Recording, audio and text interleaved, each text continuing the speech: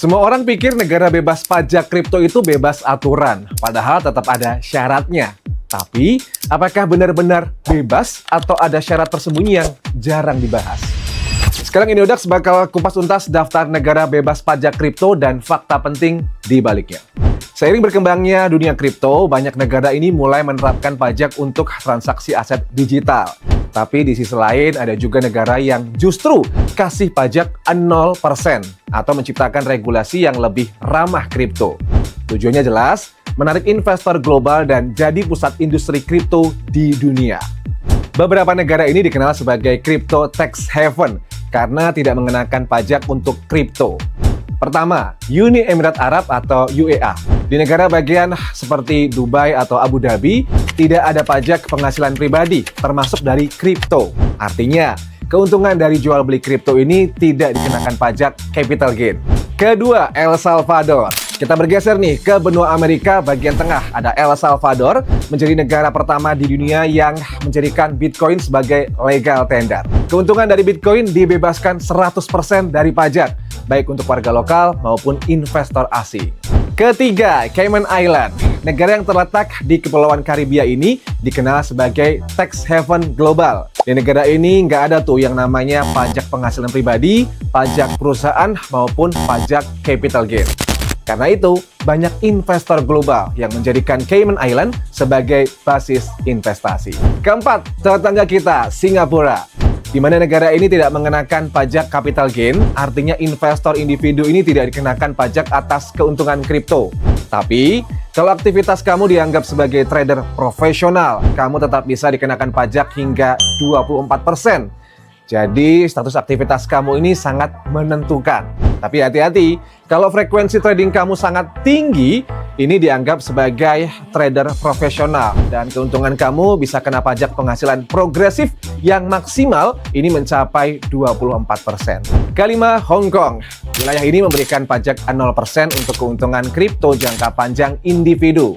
Nah, pada bulan Februari 2026 kemarin, pemerintah Hong Kong ini juga memperjelas regulasi untuk institusi. Dan kabar baiknya, di tahun ini, pemerintah Hong Kong itu sedang memproses aturan agar status bebas pajak ini bisa dinikmati juga oleh institusi dan juga oleh pengelola dana global. Selain itu, ada juga negara yang kasih reward berupa bebas pajak jika aset kripto kamu disimpan lebih lama lagi. Pertama, ada Portugal, di mana tempat lahir dari Cristiano Ronaldo ini memberikan pajak 0% jika kripto disimpan lebih dari 1 tahun. Namun, jika dijual sebelum 1 tahun, keuntungan akan dikenakan pajak sebesar 28%. Hal ini mendorong investor untuk fokus pada strategi jangka panjang. Kedua, Jerman. Negara yang beribu kota di Berlin ini juga menerapkan sistem serupa. Jika kripto ini disimpan lebih dari 1 tahun, maka tidak akan dikenakan pajak. Tapi jika dijual sebelum waktu 1 tahun, maka akan dikenakan pajak penghasilan progresif yang bisa mencapai 45%.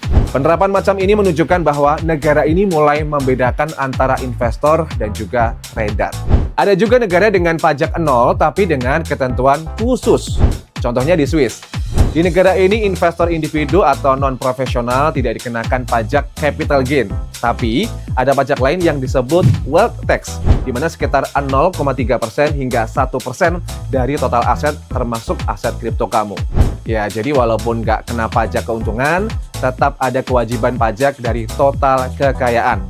Contoh berikutnya, Puerto Rico. Di negara yang letaknya di sisi selatan dari Amerika Serikat ini menawarkan pajak 0% melalui kebijakan Act 60 atau Act 60 yang merupakan syarat penting yaitu harus memenuhi aturan residensi. Artinya tuh gini, kamu harus benar-benar tinggal dan terdaftar sebagai wajib pajak di Puerto Rico. Oke, untuk kamu ketahui ya, ini walaupun ada negara bebas pajak, bukan berarti kamu ini bisa sepenuhnya lepas dari aturan. Saat ini itu dunia sedang menuju sistem yang lebih transparan. Ada yang namanya Crypto Asset Reporting Framework atau CARF dari OECD atau Organisasi Kerjasama dan Pembangunan Ekonomi, di mana sistem ini itu memungkinkan pertukaran data antar negara terkait dengan aset kripto.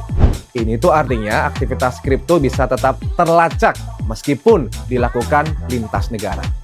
Oke, dari semua pembahasan tadi ada beberapa hal yang perlu kamu ingat. Masih ada negara bebas pajak kripto di tahun 2026, tapi status bebas pajak tidak selalu mutlak.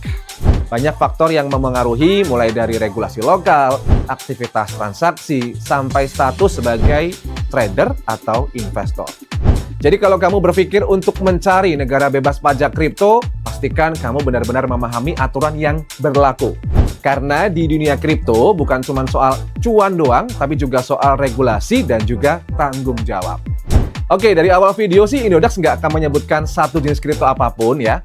Dan sekaligus menyampaikan kalau ini bukan ajakan untuk membeli atau menjual aset kripto tertentu.